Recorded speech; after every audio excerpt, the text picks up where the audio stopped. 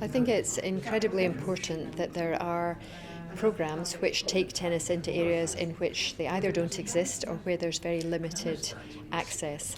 I think areas where there are big tennis populations usually have clubs and public park courts, but there are many areas across the UK that don't have any facilities and any access. So outreach programs that take tennis into schools and show how to deliver starter tennis in school playgrounds, school gyms, community halls, sports centres, etc. are incredibly important, and those outreach programs tend to be run by charities.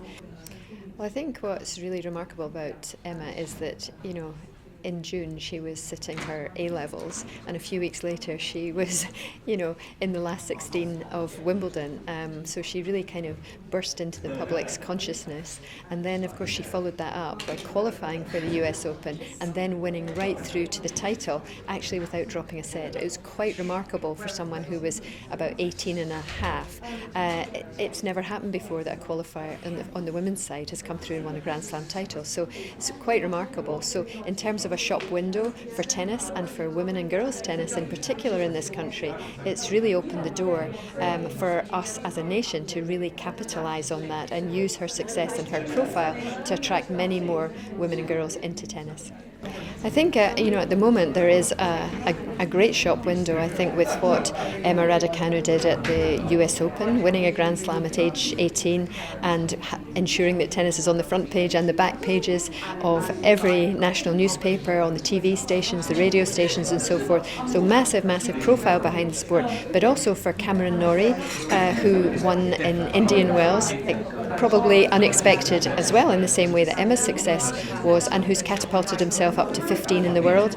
So there's a lot to talk about. There's also Joe Salisbury, won the US Open in the doubles. So, and I think it's a huge opportunity for tennis to really grow itself and take advantage of the profile that it currently has. But your role models are one thing, but any sport is only as good as its grassroots. So we have to ensure that we use that profile that they've created to get many more people picking up a racket and finding somewhere to play. And there's a fabulous initiative that's just come out. The LTA put £8.5 million into regenerating public park courts, and it's been added to by the UK government, who put in 22 million. So there is a pot of 30.5 million that is going to be used to regenerate 4,500 public park courts, and that is absolutely what needs to happen to take tennis to new audiences. You need places to play, and they need to be affordable and accessible to everyone.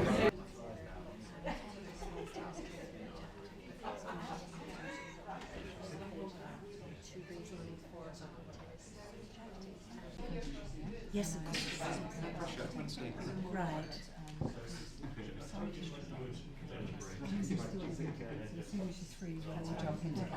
Thank you. These are Emma, that's the replica of the US Open. And a WTA has and this is better than I thought they were going to be. And that's Kerber's. Rackets, sorry. No, that yeah, that is a bit sorry, that's an area that We're not making probably start. If you put seals out. yes. There we go, hold it there. Okay, 3, 2, 1. Perfect, thank you very much.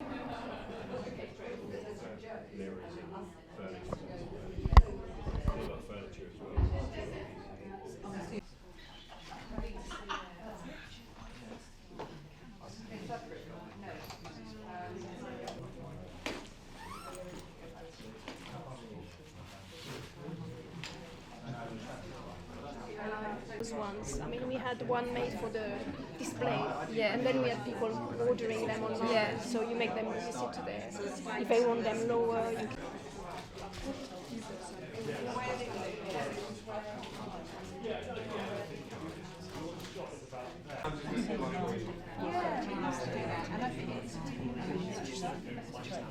This age group now to understand.